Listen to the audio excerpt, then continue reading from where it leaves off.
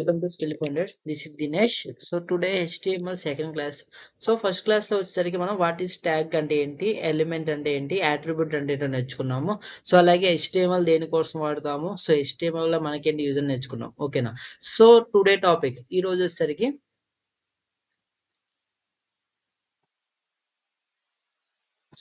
ఈ రోజు నేర్చుకునే మన ఫస్ట్ టాపిక్ వచ్చేసరికి how can you right HTML code. HTML code ఎలా రాయాలి and how can you save the HTML files. HTML files ని ఎలా సేవ్ చేయాలి అండ్ రన్ ఎలా రన్ చేయాలి ప్రోగ్రామ్. ఓకేనా. సో అలాగే we see some formatting tags. So కొన్ని ట్యాగ్స్ కూడా చూద్దాం. ట్యాగ్స్ ఓకేనా. సో ఫస్ట్ మనం HTML కోడ్ ఎలా రాయాలంటే, సో నిన్న చూసాం అసలు ట్యాగ్ అంటే ఏంటి, ఎలిమెంట్ అంటే అట్రిబ్యూట్ అంటే చూసాం కదా. సో ఇక్కడ ఫస్ట్ మనం HTML కోడ్ రాయడానికి నేను విజువల్ స్టూడియో అని కానీ, సో మన HTML కోడ్ అని డిఫరెంట్ ప్లాట్ఫామ్ లో రాసుకోవచ్చు. అది విజువల్ స్టూడియో అవ్వచ్చు, లేదంటే నోట్ ప్యాడ్ లో రాయొచ్చు, అలాగే నోట్ ప్యాడ్ ప్లస్ ప్లస్ లో రాసుకోవచ్చు. ఓకేనా. సో నేను బేసిక్ గా విజువల్ స్టూడియో తీసుకున్నాను. సో ఈ విజువల్ స్టూడియోలో ఫస్ట్ నేను ఏం చేశానంటే ఒక ఫోల్డర్ క్రియేట్ చేసుకోండి, ఎందుకంటే మన ప్రోగ్రామ్స్ అని ఒక జాడ్ ఉంటే క్లియర్ గా ఉంటుంది కాబట్టి. సో దీంట్లో మనం ఒక ఫైల్ క్రియేట్ చేద్దాం. సో ఫైల్ నేమ్ వచ్చేసరికి మన ఇష్టం వచ్చిన ఫైల్ నేమ్ అనేది తీసుకోవచ్చు. So I will write file name is sample. లేకపోతే ఫస్ట్ అనే ప్రోగ్రామ్ తీసుకున్నాం. సో దీన్ని ఏం చేయాలంటే .html లో సేవ్ చేయాలి. మన HTML ఫైల్స్ వచ్చేసరికి .html తో సేవ్ చేసుకోవాలండి. సో మనకి జావా అయితే పైథాన్ అయితే ఎలాగ జావా అయితే .javaతో, పైథాన్ పీ అయితే ఎలా సేవ్ చేస్తామో HTML ని .html తో సేవ్ చేసుకుంటాం. సో ఇలా సేవ్ చేసుకున్నాక మీకు ఇలా సింబల్ వస్తుంది. HTML సింబల్ వచ్చేసరికి బ్రాకెట్స్ కదా, angular brackets means less than greater symbols లో వస్తుంది. దీంట్లో మనం మనకి ట్యాగ్ క్రియేట్ చేయాలి. ఫస్ట్ మనం HTML means less than and greater than symbols లో HTML ఓపెన్ చేస్తాం. ఓకేనా. సో మనకు ట్యాగ్ అనేది ఏంటిది, open tag, close tag. HTML యొక్క ట్యాగ్ అనేది రాసుకుంటాం, open tag and close tag. ఈ HTML లోపల మనకి మొత్తం 2 సెషన్స్ ఉంటాయి. ఒకటి వచ్చేసరికి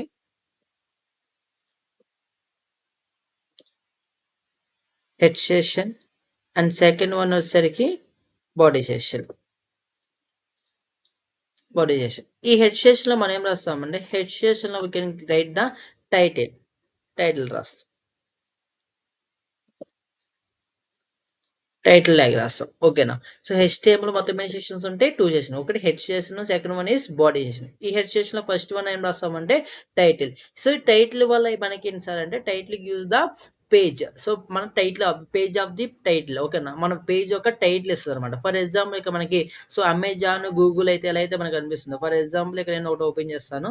సో దీంట్లో ఇక్కడ మనకి ఎలా అయితే ఓపెన్ అవుతాయి, ఫర్ ఎగ్జాంపుల్ ఇక్కడ యూట్యూబ్ అనేది ఓపెన్ చేస్తే ఇక మనకి యూట్యూబ్ అని వస్తుంది కదా. సో దీని నుండి ఈ పేజ్ యొక్క టైటిల్ అనేది ఇదనమాట. ఓకేనా. సో అలాగే మనం వెబ్ పేజ్ కూడా టైటిల్ ఇచ్చుకోవాలనుకుంటే మనం ఏం చేస్తామంటే టైటిల్ అనే ట్యాగ్ మీద టైటిల్ ట్యాగ్ లో మనం ఇస్తాం. ఓకేనా. సో ఇక్కడ ఏం చేస్తామంటే శాంపుల్ పేజ్ అని రాస్తాం టైటిల్ వచ్చేసరికి. సో టైటిల్ ఏం రాస్తామంటే శాంపుల్ పేజ్ అని రాస్తాం. సో ఈ లోపల కంటెంట్ వచ్చేసరికి మై ఫస్ట్ ప్రోగ్రామ్ అని రాస్తాం. లోపల కంటెంట్ మై ఫస్ట్ ప్రోగ్రామ్ అని రాస్తాం. ఓకేనా. సో దీన్ని ఎలా ఎగ్జిక్యూట్ చేస్తామంటే ఇక్కడ మన 3 డాట్స్ లో రన్ అని ఉంటుంది. ఈ రన్ లోకి వెళ్ళి రన్ వితౌట్ డీబగ్గింగ్ అని క్లిక్ చేస్తే సో మనకి ఇక్కడ బ్రౌజర్ కానీ ఎడ్జ్ కానీ ఏదో సెలెక్ట్ చేసుకోవాలి. I will select the chrome select చేసుకుంటున్నాం. ఇలా మనకి క్రోమ్ ఓపెన్ అవుతుంది. ఇక్కడ చూడండి. సో శాంపుల్ పేజ్ అని ఎక్కడ వచ్చింది, ఇక్కడ చూడండి. ఇక్కడ టైటిల్ ఇక్కడ వచ్చింది కదా, శాంపుల్ పేజ్ అని మనకి ఇక్కడ వస్తుంది. ఓకేనా. కంటెంట్ ఎక్కడ డిస్ప్లే అయింది, కంటెంట్ వచ్చేసరికి మన బ్రౌజర్లో డిస్ప్లే అయింది. ఓకేనా.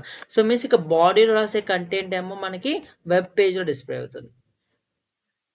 బాడీలో రాసే కంటెంట్ ప్రతి ఒక్కటి ఎక్కడ డిస్ప్లే అవుతుందంటే వెబ్ పేజ్లో డిస్ప్లే అవుతుంది. ఓకేనా. సో అలాగే ఇక్కడ మనకి ఏదైతే మనకి టైటిల్లో రాస్తామో అది ఎక్కడ డిస్ప్లే అవుతుందంటే అది వచ్చేసరికి మనకి శాంపుల్ అనేది ఇక్కడ అనేది డిస్ప్లే అవుతుంది. ఓకేనా. సో, మన వెబ్ పేజ్ విండో అంటే ఇక్కడ టైటిల్ బార్ దగ్గర ప్రింట్ అవుతది. ఓకేనా.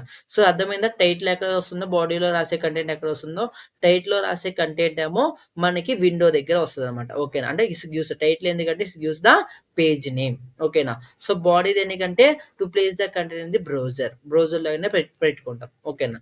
సో, ఈ హెచ్‌టీఎంఎల్ ఓకే. అర్థమైంది గదా! సో, ఇప్పుడు మనం సింటాక్స్ ఎలా రాస్తామంటే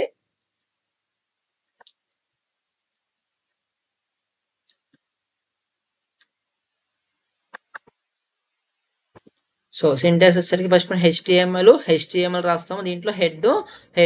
సో, హెచ్‌టీఎంఎల్ లోపల మనకి ఎన్ని సెషన్స్ ఉంటాయనుకున్నాము? 2 సెషన్స్ అనేది ఉంటాయి. ఓకేనా. So, head session and body session అని 2 సెషన్‌లు ఉంటాయన్నమాట. ఓకేనా. సో, దీని మొత్తాన్ని మనం ఏమంటామంటే హెడ్ సెషన్ అంటారు. దీని మొత్తాన్ని హెడ్ సెషన్ అంటారు.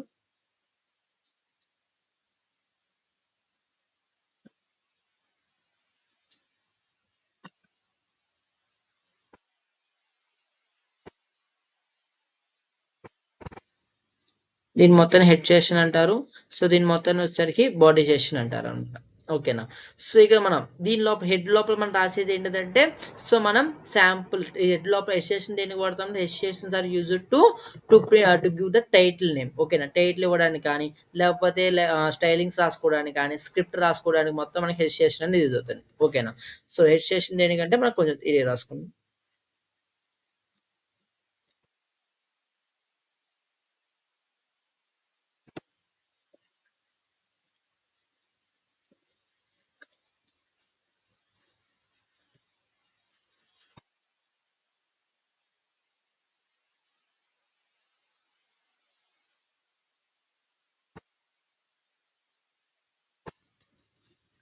Head section used to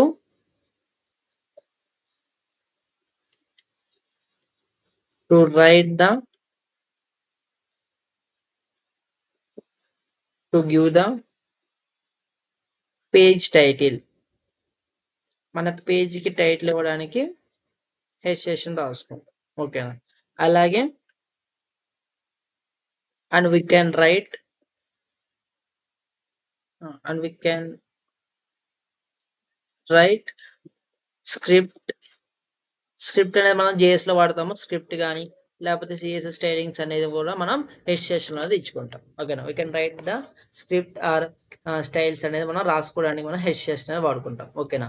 so, head session వల్ల యూజ్ అంటే అర్థమైంది గదా! సో, నెక్స్ట్ వచ్చేసరికి head session. So, body session. ఇక్కడ మన బాడీ వల్ల మనకేంటి సార్ యూజ్ అంటే బాడీ.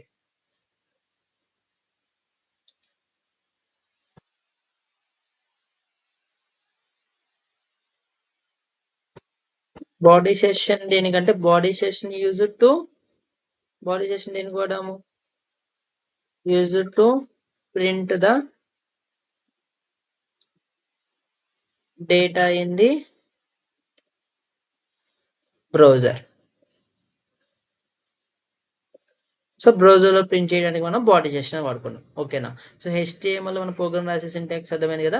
సో, హెచ్‌టీఎంఎల్ ఓపెన్ చేసాం. దాని లోపల head session, body session. Head సెషన్‌లో మన టైటిలే గాని, సో, మిగతాయి ఇంకా చాలా ఉంటాయి. మనం ఫ్యూచర్‌లో వాడుకుంటాము. సో, నెక్స్ట్ బాడీ సెషన్‌లో వచ్చేసరికి సో, మనకు ఏదైతే కంటెంట్ బాడీలో ప్లేస్ చేయాలనుకుంటున్నామో, ఆ కంటెంట్ వచ్చి బాడీలో రాస్తాం. ఓకేనా. సో, ఇక్కడ చూస్తే నేను బాడీలో ఎలాంటి ట్యాగింగ్ వాడాల. సో, ఎందుకంటే బాడీ ఈస్ ఎ ట్యాగ్ కాబట్టి, మనం ట్యాగ్ లోపల కంటెంట్ రాస్తాం కాబట్టి, సో, ఈ కంటెంట్ మొత్తం ఎక్కడ ప్రింట్ అయిందంటే ఎళ్లి డైరెక్ట్‌గా బ్రౌజర్‌లో అనేది ఎళ్లి ప్రింట్ అయిపోయింది. ఓకేనా. సో, ఇక మనకి ఈ కంటెంట్ ప్రింట్ అవ్వడానికి ఇది ఎలా ప్రింట్ అయింది? నార్మల్‌గా ప్రింట్ అయిపోయింది. ఓకేనా. సో, మనం ఇలా మనకి డిఫరెంట్ టైప్స్ కంటెంట్ నాకెలా కావాలి? ఇది నార్మల్‌గా ప్రింట్ అయింది గదా! సో, నాకు కొంచెం థిక్‌గా కావాలి. సో, లేదంటే కొంచెం అండర్‌లైన్ కావాలి. సో, ఇలా మరి సెంటర్‌లో రావాలి. సో, ఇలా డిఫరెంట్ డిఫరెంట్ ట్యాగ్స్. సో, ఇలా వాడుకోవాలి. అంటే మనం ఏం చేస్తామంటే ఫార్మాటింగ్ ట్యాగ్స్ వాడుకుంటాం. ఓకేనా. సో, ఈ ఫార్మాటింగ్ ట్యాగ్స్‌లో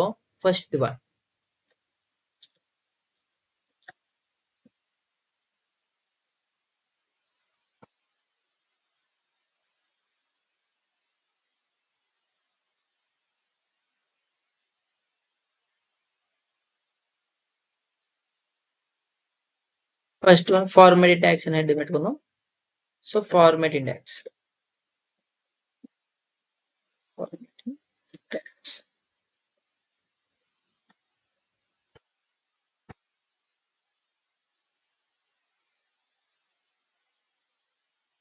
ఈ ఫార్మాట్ ట్యాగ్స్ లో first one is heading tags అంటారు. Heading tags. So heading tags అంటే మన డేటాని హెడ్డింగ్ ఫార్మాట్ లో పెట్టుకోవడానికి మనం హెడ్డింగ్ ట్యాగ్స్ అని వాడుకుంటాం. ఈ హెడ్డింగ్ ట్యాగ్స్ వచ్చేసరికి మనకి H1 నుంచి అంటే ట్యాగ్ ఎలా రాస్తాం, H1 ఓపెన్ రాస్తాము అండ్ ట్యాగ్ హ్యాస్ క్లోజింగ్ ఇలా ఉంటది కదా. అసలు H1 అంటే H1 ఒక ట్యాగ్ H1 రాస్తాం. H1 రాస్తే నీకు ఏమవుతుంది, డేటా అనేది లార్జ్ గా ప్రింట్ అవుతుంది.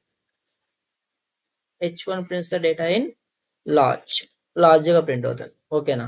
సో అలా కాకుండా సో మనకు కొంచెం సైజ్ తగ్గాలి అంటే మనకి ఏమవుతుంది, H2 ఓపెన్ చేస్తాము, H2 క్లోజ్ చేస్తాం. అలా నీకు ఎక్కడి వరకు ఉందంటే సో అప్ టు మనకి ఎలా ఎక్కడి వరకు ఉన్నాయంటే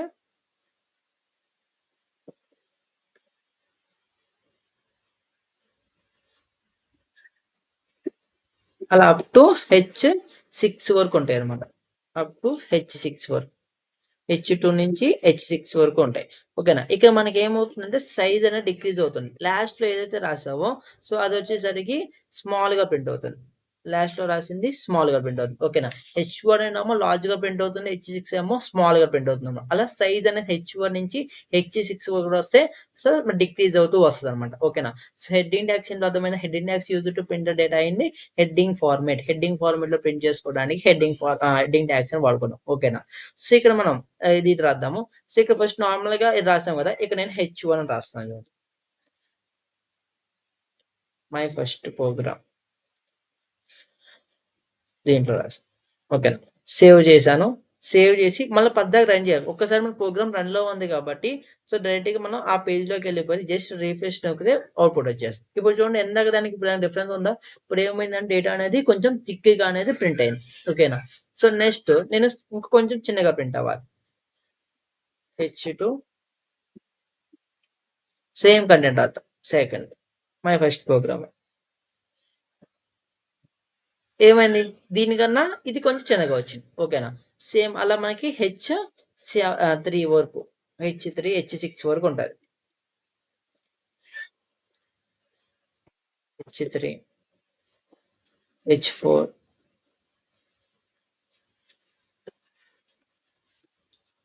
H5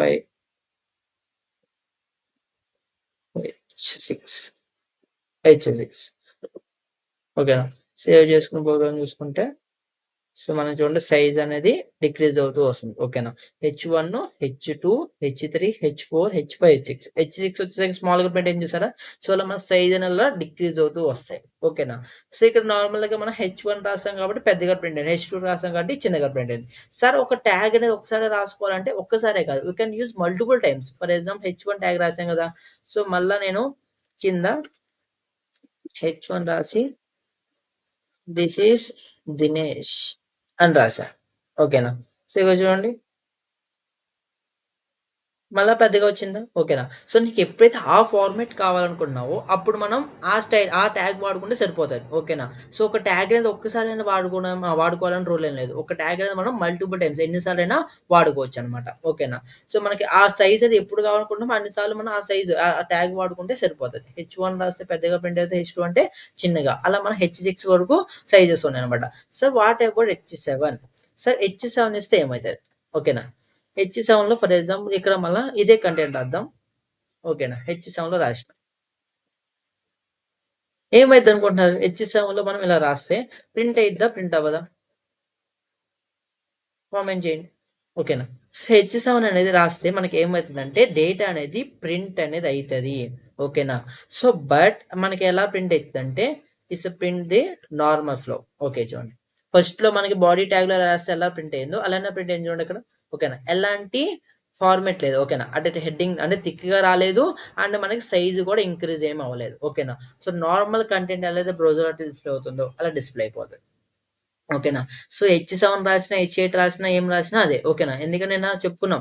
సో ట్యాగ్ అనేది ఏంటిది, ప్రీ డిఫైన్డ్ కీబోర్డ్ అందుకని ఆల్రెడీ డిఫైన్ చేశారు. సో H1 అంటే ఇలా పెద్ద కావాలి, H2 అంటే ఇట్లా చిన్న కావాలి. సో అలా ఆల్రెడీ డిఫైన్ చేస్తారు. ఓకేనా. సో H7కి ఎలాంటి డిఫైన్ లేదు కాబట్టి అది ఏమవుతుందంటే మనకి సో నార్మల్ గా ప్రింట్ అవుతుంది. ఓకేనా. సో నెక్స్ట్ వచ్చేసరికి సో ఇక మనం హెడ్డింగ్ ట్యాగ్స్ అనేది అర్థమైంది కదా. సో నెక్స్ట్ వచ్చేసరికి మనకి పారాగ్రాఫ్ ట్యాగ్స్ అంటారు.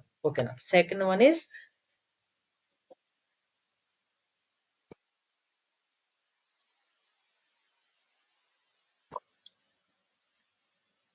Second one is paragraph tag.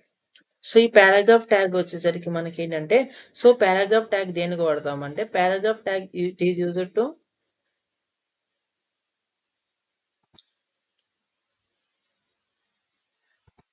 So ఇక మనం H1 ట్యాగ్స్ రాసుకున్నాం. H1 ట్యాగ్స్ రాసడం వల్ల మనకేంటి use?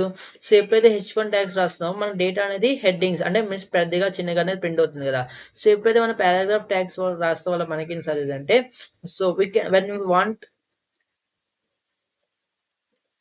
when we want print multiple lines, ఓకేనా, మల్టిపుల్ లైన్స్ రాసుకునేటప్పుడు or you can write the paragraph రాసుకునేటప్పుడు మనం ఈ పారాగ్రాఫ్ ట్యాగ్ అని వాడుకుంటాం. ఒకసారి ఈ పారాగ్రాఫ్ ట్యాగ్ వచ్చేసరికి మనకి ఏంటంటే పి ఉండదు. పి అనేది ఓపెన్ చేస్తాము,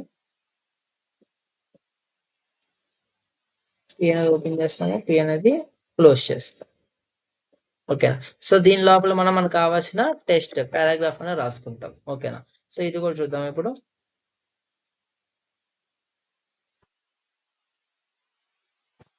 సో దీని కింద నేను పి ఓపెన్ చేస్తున్నాను, పి ఓపెన్ చేసి పి క్లోజ్ చేశాను.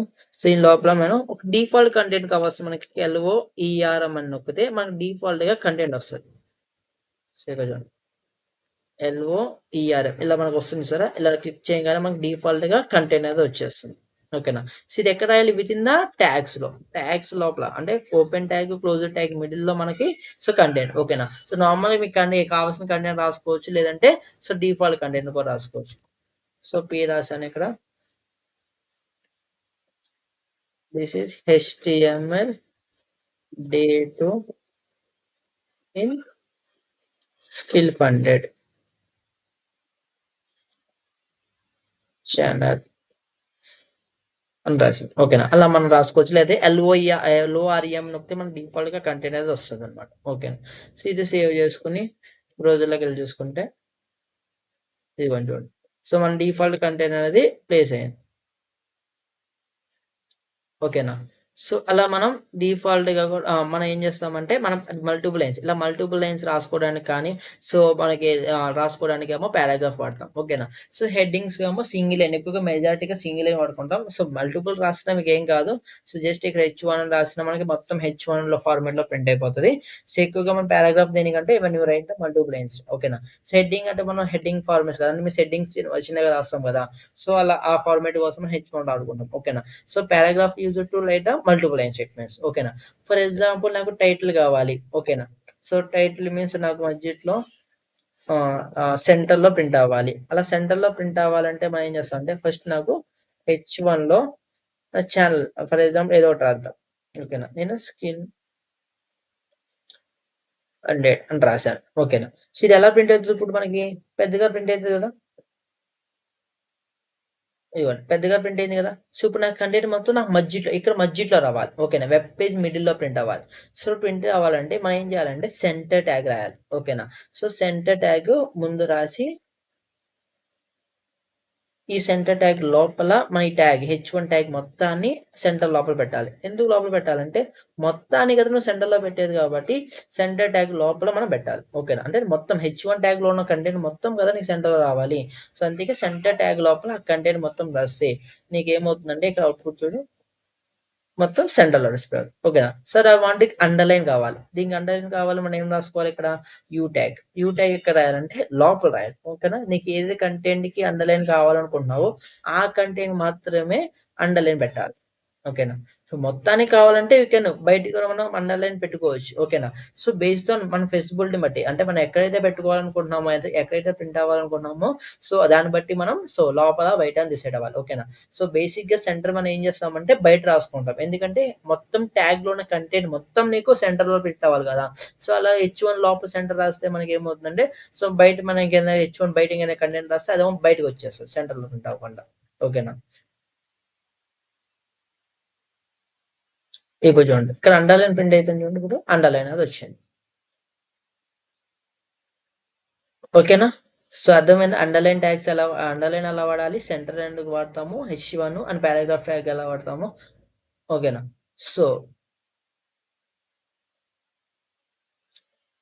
సో నెక్స్ట్ వచ్చేసరికి మనకి ఫర్ ఎగ్జాంపుల్ ఇదే స్కిల్ కంటైనర్ ఇది కంటైనర్ ఉంది కదా. సో ఈ కంటైనర్ నాకు ఒక ఇంకొంచెం బెండ్ అయి ప్రింట్ అవ్వాలి. మీన్స్ ఇక్కడ మనం ఏం వాడతామంటే ఇటాలిక్ అని వాడతాం. ఇటాలిక్.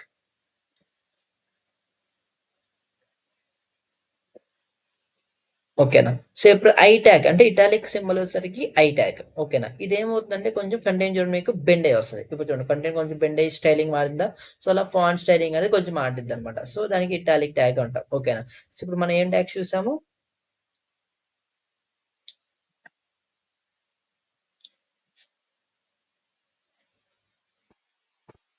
అండర్‌లైన్ చూసాము. అండర్‌లైన్ ట్యాగ్ వచ్చేసరికి యూ. సో నెక్స్ట్ వచ్చేసరికి సెంటర్ ట్యాగ్ చూసాము. సెంటర్.